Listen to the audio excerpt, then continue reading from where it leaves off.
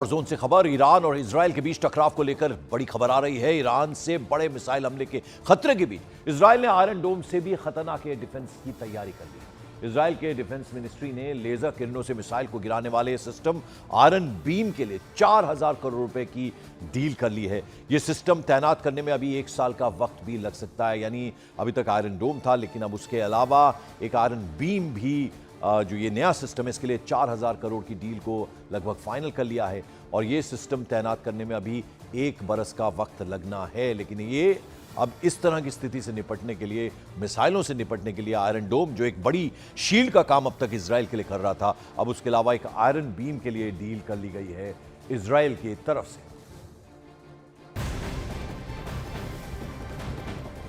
उधर दक्षिण लेबनान में इजराइल के हमले में पूरी तरह से तहस नहस हो गया है। वहां जो इमारतें थी, जो बिल्डिंग्स थी, वो खंडर बन चुकी है।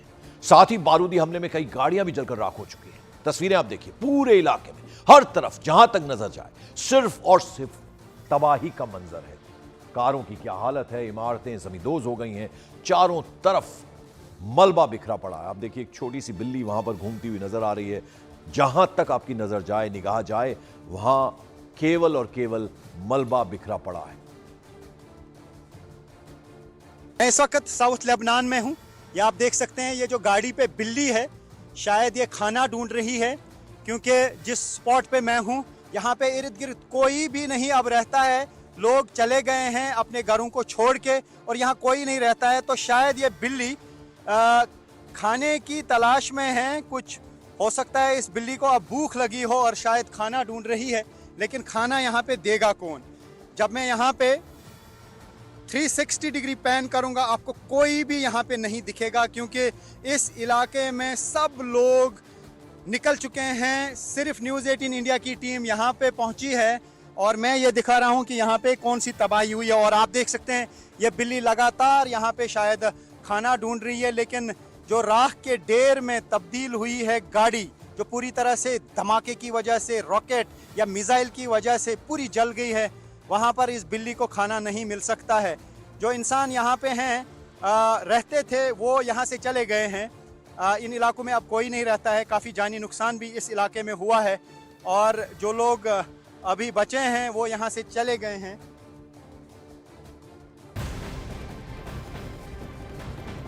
उधर गजा में भी हमास से इजराइल की जंग जारी है। वहां इजराइल की सेना को बड़ी कामयाबी भी मिली है। उत्तरी गजा के कमाल अदवान हॉस्पिटल में छापेमारी के दौरान इजराइल की सेना ने हमास के 100 लड़ाकों को पकड़ लिया। खबर यह भी है कि उन लड़ाकों के पास से भारी तादाद में हथियार बरामद कर लिए गए हैं। तस्वीरों में हम आपको दिखा रहे हैं, उत्तरी गजा में ये पकड़े गए हैं और ये जो लड़ाके हैं, इनके पास से भारी मात्रा में हथियार बरामद किए गए हैं। तो अस्पताल में सर्च ऑपरेशन के दौरान 100 के करीब लड़ाके जो हैं उन्हें अपने कब्जे में ले लिया है इजराइल के सैनिकों ने। और इजराइल और हिजबुल्लाह में जारी जंग के बीच इजराइल के विदेश मंत्री का बयान अब सामने आया है। इजराइल के विदेश मंत्री ने कहा कि हिजबुल्लाह की तरफ से इजराइल पर 115 रॉकेट्स दागे गए। 115 बार इजराइल के लोगों को मारने की कोशिश भी की गई है।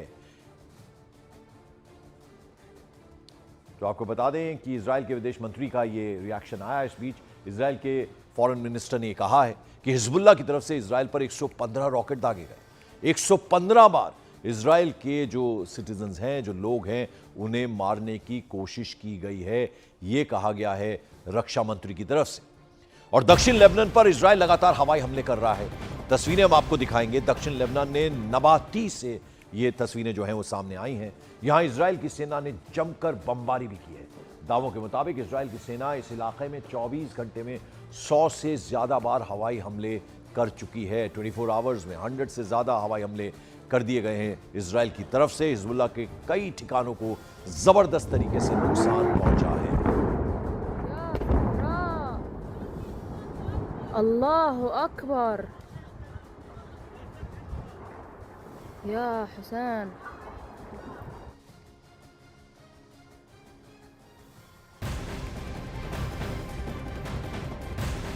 और दक्षिण लेबनान का एथरॉन इलाका है, यहां इजराइल की सेना ने हवाई हमला कर दिया। वहां एक के बाद एक कई बम भी गिराए गए, जिससे पूरे इलाके में तबाही मच गई। चारों तरफ धुएं का गुबार देखने को आया सामने। धमाके के बाद वहां मौजूद कई इमारतों में आग भी लग गई। तस्वीरें आप देखिए, सफेद धुएं का गुबार और आग की लपटें, धमाकों की आवाज, पूरा इलाका वहां तबाही का मंजर है।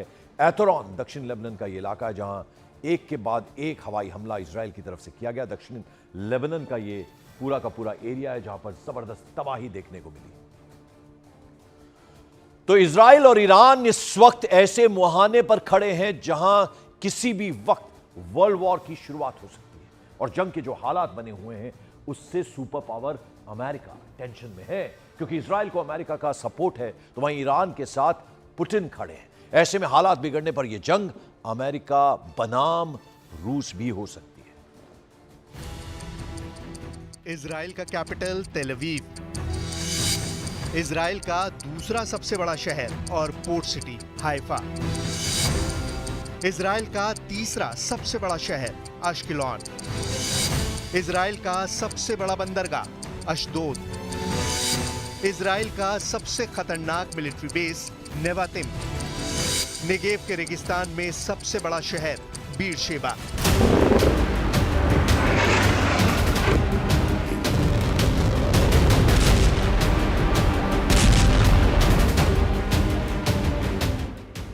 इन्हें मिलाकर इस वक्त इजराइल के 25 शहरों में ऐसा अलर्ट है, एक ऐसी घड़ी टिक टिक कर रही है जिसमें हमले वाले अलार्म की घंटी नहीं बजेगी। इस घड़ी का कंट्रोल ईरान के पास है। 1000 मिसाइलों वाला ये वो टाइम बम है जिसके टारगेट पर पूरा इजराइल है। 1 अक्टूबर जैसा हमला दोबारा किसी भी वक्त हो सकता है। ये बात नेतन्याहू और उनके वॉर कैबिनेट को मालूम है, क्योंकि ईरान में 3 लेवल पर फैसला हो चुका है। पहला लेवल यानी सबसे बड़ा इशारा ईरान के सुप्रीम लीडर अली खामनेई से मिला। उन्होंने कह दिया कि 26 अक्टूबर को हुए हमले का जवाब देना जरूरी है। दूसरा लेवल यानी सरकार के स्तर पर ईरान के राष्ट्रपति मसूद पेजिशकियान ने कह दिया है कि ईरान अब इजराइल से बदला जरूर लेगा। और तीसरा लेवल यानी ईरान की सेना, रेवोल्यूशनरी गार्ड्स के बड़े कमांडर हुसैन सलामी ने कह दिया है कि इजराइल को सजा जरूर मिलेगी। 1 अक्टूबर को ईरान ने जिस तरह से इजराइल पर बैलिस्टिक मिसाइलों की बरसात की थी, ये तीनों ऑर्डर उसी हमले की कामयाबी और फिर इजराइल के जवाबी हमले के असर को लेकर किए गए हैं। ये खबर देखिए, इसकी हेडलाइन देखिए। ईरान में मिलिट्री के सूत्रों ने बताया है कि इजराइल पर हमले के लिए 1000 मिसाइल तैयार कर ली गई हैं। 1 अक्टूबर को ईरान ने 200 बैलिस्टिक मिसाइल फायर किए थे। इस बार अगर ईरान 1000 मिसाइल फायर करेगा तो सोचिए क्या होगा। ये बात इस्राइल से ज्यादा अमेरिका को परेशान कर रही है, क्योंकि युद्ध बढ़ा तो खाड़ी में अमेरिका के अड्डे ईरान का सॉफ्ट टारगेट बन सकते हैं। बहुत साफ है कि ईरान में हर लेवल पर यह बात पक्की हो चुकी है कि अब इजराइल पर काउंटर अटैक उसकी जिम्मेदारी बन चुकी है। लेकिन क्या ये इतना आसान होगा? आखिर ईरान और इजराइल के बीच में सबसे बड़ा युद्ध होने जा रहा है। क्या ईरान पर इजराइल का हमला आज ही होने वाला है? क्या ईरान का बदला लेने वाला हथियार एक्टिव हो चुका है? इस वक्त इजराइल और अमेरिका दोनों ईरान में होने वाली हर हरकत पर नजर रख रहे हैं। उनकी टेंशन बढ़ गई है। अब अमेरिका भी परेशान है कि ईरान ने इजराइल पर तीसरी बार हमला किया तो उसके पास भी युद्ध में शामिल होने के अलावा कोई रास्ता नहीं बचेगा। मैसेज ये है कि अगर ईरान और इजराइल का युद्ध हुआ और अमेरिका इजराइल के साथ खड़ा होगा, जबकि दूसरी तरफ पुतिन पूरी तरह ईरान की ढाल बनकर खड़े होंगे, या कहें कि ईरान और इजराइल युद्ध अमेरिका बनाम रूस की जंग बन जाएगी। नेतन्याहू और उनका वॉर कैबिनेट ये बात जानता है और इस बात पर चर्चा भी कर चुका है कि ईरान बहुत ज्यादा गुस्से में है। खामेनेई अब इजराइल के एक एक हमले का बदला लेना चाहते हैं, क्योंकि 26 अक्टूबर को हुए इजराइल के हमले में ईरान के आक्रामक छवि वाला रौब तार-तार हो चुका है। यही वजह है कि अब ईरान तीसरी बार इजराइल पर बहुत बड़े हमले के लिए बेकरार है। مطلب دوم مربوط به این حرکت شرورانه‌ای است که 2 شب پیش اینجا انجام دادن. خب یه غلطی کرد. خودشون هم البته بزرگنمایی میکنن. بزرگنمایی اونا غلطه. اما توجه داشته باشید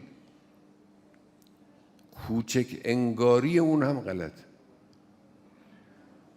اینی که ما بگیم نه چیزی نبود اهمیتی نداشت فلان. तेहरान के आसमान में इजराइल की मिसाइलों को काउंटर करते हुए एयर डिफेंस सिस्टम की मारक क्षमता पूरी दुनिया ने देखी। ईरान का दावा है कि बहुत से हमले रोक लिए गए, नुकसान बहुत मामूली हुआ। लेकिन इजराइल के हमले ने दुनिया को डरा दिया है, इसमें कोई शक नहीं। 1 अक्टूबर 2024 को ईरान ने इजराइल पर 200 मिसाइल फायर की। 26 अक्टूबर 2024 को इजराइल ने ईरान पर जवाबी अटैक किया। अब सवाल है कि ईरान काउंटर अटैक अक्टूबर में ही करेगा या नवंबर तक इंतजार करेगा। متجاوزی حاضر نیستن کوتاه بیان و کوتاه هم نخواهند اومد. قطعاً کسانی که آزادند در مقابل این تجاوزات و این جنایت‌های این رژیم سفاک کوتاه نخواهند اومد. ما از حق و حقوق کشورمون ईरान की लीडरशिप के तेवर बता रहे हैं कि ईरान नवंबर तक इंतजार नहीं करेगा, लेकिन दूसरी तरफ ये भी साफ है कि इजराइल बहुत ज्यादा अलर्ट है और वो ईरान को अब मौका नहीं देगा। इस बार नेतन्याहू किसी भी हद तक जा सकते हैं, ये बात वो बार बार कह रहे हैं।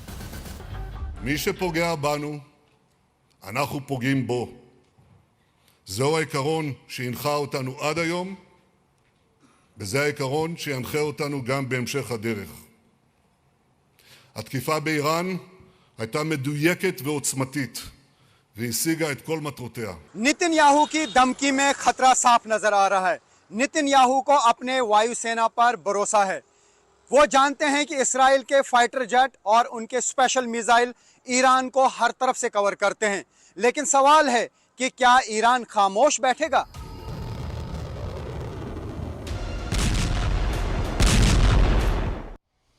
उधर ईरान पूरी तरह से पलटवार करने को तैयार है। वो पूरी तैयारी भी कर चुका है। ईरान से सुप्रीम कमांडर से लेकर ईरान के राष्ट्रपति तक ये बात कह चुके हैं कि इजराइल को जवाब देना जरूरी है, बेहद जरूरी है। लेकिन ईरान हमला कब करेगा, इस पर अभी सस्पेंस बना हुआ है। ईरान के सुप्रीम लीडर अली खामेनेई भी वार्निंग दे चुके हैं कि इजराइल की दूसरी गलती उसका आखिरी ब्लंडर होगा। ईरान पर हमले के लिए इजराइल की एयरफोर्स और खुफिया एजेंसी मोसाद पूरी तरह एक्टिव है। यानी ईरान ने हमला किया तो अगली बार ईरान को मिट्टी में मिला दिया जाएगा। नेतन्याहू ये वार्निंग बार बार दे रहे हैं। पहला सवाल है कि ईरान तीसरा हमला कब करेगा। ये हमला दिन में होगा या फिर रात में किया जाएगा। दूसरा सवाल है कि ईरान इजराइल पर कहां हमला करेगा। तीसरा सवाल है कि ईरान के टारगेट पर कौन कौन है। इसमें कोई शक नहीं कि इजराइल की सेना इस वक्त कई फ्रंट पर लड़ रही है। उसकी एयरफोर्स पर भी दबाव बहुत ज्यादा है। लेकिन 26 अक्टूबर के अटैक के बाद इजराइल ने अपने टारगेट्स पर और ईरान के एयर डिफेंस पर और ज्यादा रिसर्च कर ली है। इजराइल के टारगेट पर ईरान के बहुत ही खास ठिकाने हैं। इसमें ईरान के परमाणु रिएक्टर सबसे पहले नंबर पर है, क्योंकि उसे खतरा है कि ईरान एटम बम बनाने वाला है। दूसरे नंबर पर हैं ईरान के तेल ठिकाने यानी रिफाइनरी, तेल डिपो, जो ईरान को बहुत बड़ा नुकसान पहुंचाने वाला हमला होगा। तीसरे नंबर पर हैं ईरान के सीक्रेट अड्डे यानी सैन्य अड्डे, रेवोल्यूशनरी गार्ड्स के बेस, उनके एयरबेस। इजराइल का चौथा नंबर का टारगेट है ईरान के मिसाइल बेस, जहां से ईरान अपनी मिसाइल फायर करता है। लेकिन ये टारगेट आसान नहीं, क्योंकि ईरान का मिसाइल लॉन्चिंग नेटवर्क सब कुछ अंडरग्राउंड है। पांचवें नंबर पर बहुत ही खास टारगेट यानी ईरान का नेतृत्व। इजराइल ने जिस तरह हिजबुल्लाह के चीफ हसन नसरल्लाह को मारा है, इजराइल कोशिश कर सकता है कि ऐसा ही हमला वो ईरान की लीडरशिप के खिलाफ करे। लेकिन इससे पहले इजराइल का फोकस अपने डिफेंस पर है। इजराइल को अमेरिका से थार्ड मिसाइल डिफेंस सिस्टम मिल चुका है और उसकी डिमांड है कि अमेरिका उसे थार्ड की एक और बैटरी जल्दी से जल्दी सप्लाई कर दे। यही वजह है कि इजराइल के कई शहरों में इस वक्त हमले वाली घड़ी की टिक टिक गूंज रही है। तेल अवीव से लेकर हाइफा और नेवतिम से लेकर एश्केलॉन और अशदोद तक एक एक शहर और मिलिट्री अड्डे अलर्ट पर हैं। इजराइल के कम से कम 25 शहरों में डिफेंस का जर्रा जर्रा हरकत में आ चुका है, क्योंकि ईरान वो टाइम बम लेकर तैयार है जिसके टारगेट पर पूरा इजराइल है। क्या ईरान इस बार भी बैलिस्टिक मिसाइल से अटैक करेगा या फिर वो ड्रोन या फिर कोई और नया हथियार या जरिया तलाशेगा, जिसके बारे में नेतन्याहू ने सोचा भी नहीं होगा। ईरान वार्निंग दे चुका है और अब खामेनेई के जनरल इस पर आखिरी फैसला करने के लिए तैयार है। इसलिए इस वक्त इजराइल के लिए ये डिकोड करना सबसे बड़ा चैलेंज बन चुका है कि ईरान तीसरे अटैक में क्या रणनीति अपनाएगा। دیشب حدود ساعت 2 بین 2 تا 2 اینا یه صدای خیلی ریزی ما شنیدیم سمت شرق تهران. صدایی بودش ظاهرا اقوام که تماس گرفتن و گفتن که इसमें कोई शक नहीं कि ये युद्ध की ऐसी चिंगारी है जो पूरी दुनिया को जला सकती है। ईरान और इजराइल का युद्ध क्या असर दिखाएगा, ये बात पुतिन भी जानते हैं और बाइडेन भी। लेकिन युद्ध को काबू करने की बजाय इस वक्त ईरान और इजराइल में ऐसी मीटिंग हो रही है जो सिर्फ और सिर्फ युद्ध को और तेज करेंगी। और ईरान पर हमले की सूरत में इजराइल फिर से तैयार है। इजराइल ने यह क्लियर कर दिया है, स्पष्ट कर दिया है कि ईरान किसी तरह का पलटवार यदि करता है तो अब की बार 26 अक्टूबर से भी बड़ा हमला होगा। इसके पहले अमेरिका ईरान को चेता चुका है कि वो इजराइल पर हमला न करे, नहीं तो उसका अंजाम बुरा होगा।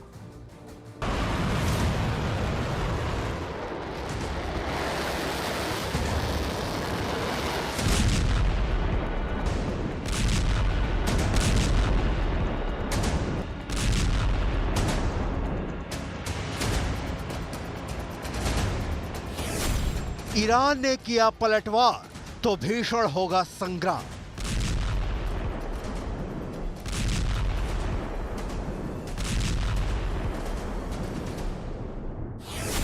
इजराइल की तैयारी ईरान पर पड़ेगी भारी।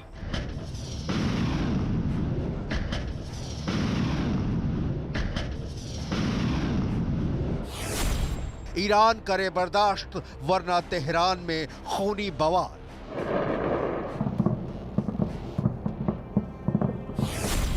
ईरान के बैलिस्टिक मिसाइलों को मिलेगा करारा जवाब।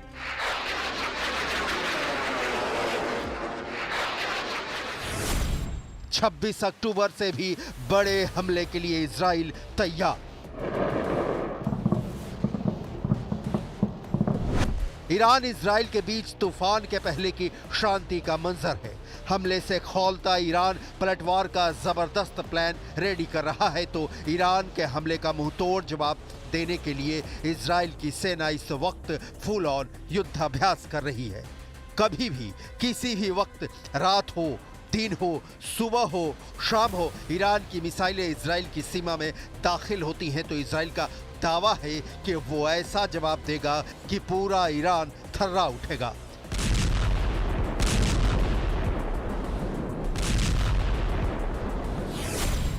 सवाल है इजराइल का पलटवार का क्या है प्लान? ईरान पर किन हथियारों से हमला करेगा इजराइल? 26 अक्टूबर के अटैक को इजराइल ने क्यों रखा सीमित? इजराइल की सीमा से करीब 2000 किलोमीटर दूर है ईरान, मतलब कोई सीमा विवाद नहीं है। ऐसा भी नहीं है कि किसी तरह के वर्चस्व की लड़ाई है, ना ही किसी आर्थिक हितों की बड़ी टकराहट है जो दोनों देश एक दूसरे के खून के प्यासे बने बैठे हैं। सवाल है तो फिर क्यों कभी ईरान इजराइल को दहला रहा है तो कभी इजराइल ईरान के खिलाफ मिसाइलें दाग रहा है? इस सवाल का जवाब दोनों देशों के रिश्तों के इतिहास के पन्नों में अंकित है, जिसकी डिटेल आपको आगे दिखाएंगे। अभी ईरान के हमले की सूरत में इजराइल के बदले का बेहद खतरनाक प्लान देखिए।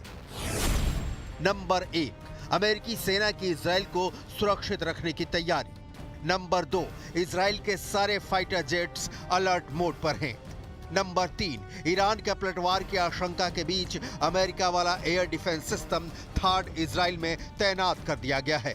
नंबर 4, इजराइल अपने सैनिक अड्डों को सुरक्षित रखने के लिए अमेरिका के साथ मिलकर चौकसी कर रहा है। इसराइल पिछले साल अक्टूबर 8 की तरह जंग के मूड में है। इस वक्त Israel Gaza, Lebanon, Yemen, Syria और इराक तक पर हमला कर रहा है। जाहिर है इसराइल ईरान पर हमले के बाद अपने सुरक्षा दीवार को और मजबूत कर रहा होगा, और अगर ईरान अब की बार इस पर हमला करता है तो इसका जवाब देने की तैयारी भी इसराइल के पास जरूर होगी। इजराइल किसी भी जंग को अपने अस्तित्व और आत्मरक्षा के अधिकार से जोड़कर देखता है। जब 26 अक्टूबर को इजराइल ने ईरान पर हमला किया तब भी दलील दी गई कि चूंकि ईरान ने उस पर 1 अक्टूबर को हमला किया था तो जवाब देना लाजमी था, और फिर से वही दलील दी जा रही है कि ईरान के पलटवार की सूरत में इजराइल का जवाब लाजमी होगा। मतलब इजराइल का युद्ध में कूदना उसकी मजबूरी है। ये ईरान ने भी साबित किया है। अपने प्रॉक्सी हमास और हिजबुल्लाह के कमांडरों की मौत से बौखलाए ईरान ने ही एक कदम आगे रहने की चाहत में ईरान पर अप्रैल में हमला किया था, जिसका जवाब इजराइल ने दिया। उसके बाद हिजबुल्लाह चीफ नसरल्लाह के मारे जाने के 4 दिनों बाद ईरान ने इजराइल पर हमला कर दिया, जिसका जवाब 25 दिनों बाद इजराइल ने दिया। लिहाजा अब ईरान की बारी है। वैसे इजराइल ने जिस तरीके से ईरान को टारगेट किया, उससे लगता नहीं कि वो युद्ध छेड़ना चाहता है। इजराइल के पास मौका था कि वो ईरान के परमाणु ठिकानों पर निशाना साधता, ईरान की तेल रिफाइनरियों को उड़ा देता, लेकिन इजराइल ने ये सब नहीं किया। आबादी वाले इलाकों को भी बचाकर हमला किया, लेकिन हमला तो हमला है। ईरान ने इसे अपनी संप्रभुता पर हमला माना है, लिहाजा माना जा रहा है कि ईरान पलटवार पक्का करेगा, और जब पलटवार तय है तो इजराइल का जवाब भी तय है।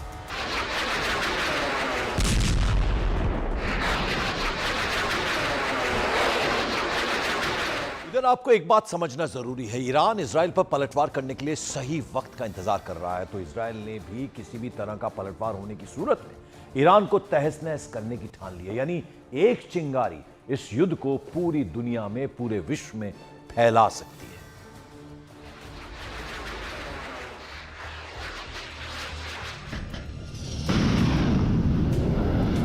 इस बार इजराइल की मंशा देखकर नहीं लगता कि वो अमेरिका के भी सुनने वाला है। ईरान के हमले की सूरत में इजराइल अब की बार ईरान के परमाणु ठिकाने, ईरान के सैनिक अड्डे, ईरान के oil refinery, supreme leader Ali Khamenei का आवास, ईरान रिवोल्यूशनरी गार्ड्स का हेडक्वार्टर और पूरा तेहरान तबाह और बर्बाद करना इजराइल के हमले का हिस्सा हो सकता है। 26 अक्टूबर को हुए हमले को ईरान ने इस्राइल का नाकाम हमला करार दिया। ईरान ने कहा कि इसके एयर डिफेंस सिस्टम ने हमलों को नाकाम कर दिया, लेकिन इस्राइल इस हमले को बड़ा बता रहा है। इसकी दलील है कि जिन ठिकानों को उसने टारगेट किया, उन ठिकानों को बर्बाद किया गया है। सच क्या है वो ईरान ही बता सकता है, लेकिन इस हमले ने यह साफ कर दिया कि मिडल ईस्ट में भड़की आग अब युद्ध में तब्दील हो सकती है। बस इंतजार है ईरान के पलटवार का। इजरायली प्रधानमंत्री बेन्यामिन नेतन्याहू के शब्दों में, इजराइल 7 मोर्चों पर युद्ध लड़ रहा है। इनमें गाजा में हमास और इस्लामिक जिहाद, वेस्ट बैंक में फतह, लेबनान में हिजबुल्लाह, सीरिया में असद सरकार, यमन में हुथी विद्रोही, इराक में कताइब हिजबुल्लाह और इन सब का संरक्षक ईरान शामिल है। मतलब इरादा साफ है कि मिडिल ईस्ट एक और बड़े भयंकर युद्ध के दरवाजे तक पहुंच चुका है। अब सवाल है कि ईरान इजरायली युद्ध छिड़ता है तो बाजी किसके हाथ रह सकती है।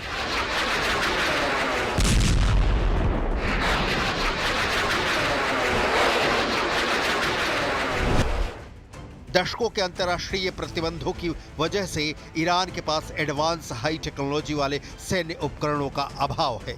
ईरान अपनी रक्षा के लिए रूसी और घरेलू स्तर पर निर्मित सतह से हवा में मार करने वाली मिसाइल और एयर डिफेंस सिस्टम पर निर्भर है।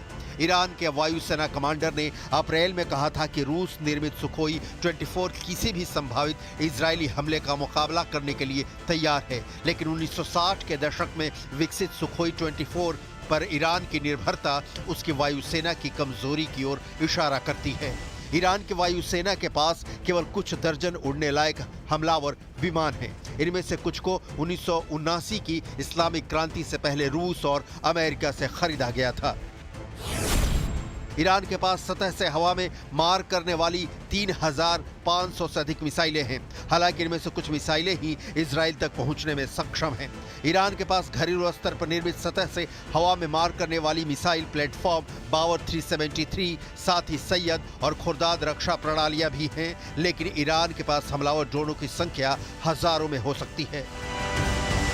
ईरान हमलावर ड्रोन को इस्राइल के खिलाफ इस्तेमाल कर सकता है, लेकिन देखने वाली बात यह है कि ईरान से इस्राइल की दूरी करीब 2000 किलोमीटर की है और ईरान के पास भले ही हजारों की तादाद में ड्रोन्स हों, लेकिन इतनी लंबी दूरी तय करने वाले ड्रोन्स की तादाद ईरान के पास बहुत ही कम है। ऐसे में विकल्प के रूप में बच जाता है मिसाइल, खासकर बैलिस्टिक मिसाइल, जिसे लेकर कहा जाता है कि इस्राइल के पास इन मिसाइलों का तोड़ नहीं है। दुनिया के कई एक्सपर्ट का मानना है कि इजराइल की नजर इस वक्त हमास और हिजबुल्लाह को पूरी तरह से निपटाने पर है। वो ईरान से कम अभी तो जंग नहीं चाहता। यही वजह है कि इजराइल ने ईरान पर हमलों को सीमित रखा और हमले के बाद हमला कंप्लीट हुआ इसका ऐलान भी कर दिया। इजराइल ने इसका भी संकेत दिया है कि वो हमास के साथ सीज फायर कर सकता है। ईरान भी इसके लिए राजी दिख रहा है और पहल भी ईरान ने ही की है। मिस्र के राष्ट्रपति अब्देल फतेह अल सीसी ने गाजा में 2 दिनों के युद्ध विराम का प्रस्ताव रखा है। इसके तहत हमास की ओर से 4 इजरायली बंधक और इजराइल की ओर से कुछ फिलिस्तीनी कैदियों की रिहाई की जाएगी। युद्ध विराम से जुड़ा ये प्रस्ताव ऐसे समय में सामने आया है जब पिछले हफ्ते ही इजरायली सुरक्षा एजेंसी शीन बेत चीफ ने काहिरा का दौरा किया था। इजरायली अधिकारियों के मुताबिक शीन बेत चीफ ने मिस्र के इंटेलिजेंस चीफ हसन राशिद से मुलाकात की थी और गाजा सीज फायर और बंधकों की रिहाई के लिए बातचीत दोबारा शुरू करने में दिलचस्पी दिखाई थी। पिछले 1 साल के दौरान इजरायल गाजा संघर्ष में स्थायी युद्ध विराम समझौते के कोई आसार नजर नहीं आए। एक बार फिर सीज फायर की कोशिशें अगर हमास इजरायल के बीच युद्ध विराम का डोर ओपन करती हैं तो इसका असर ईरान और इजरायल के बीच रिश्तों पर भी होगा। लेकिन इस वक्त तो इजरायल को आशंका है ईरान के पलटवार का और ईरान को आशंका है इजरायल के 26 अक्टूबर से भी बड़े अटैक का।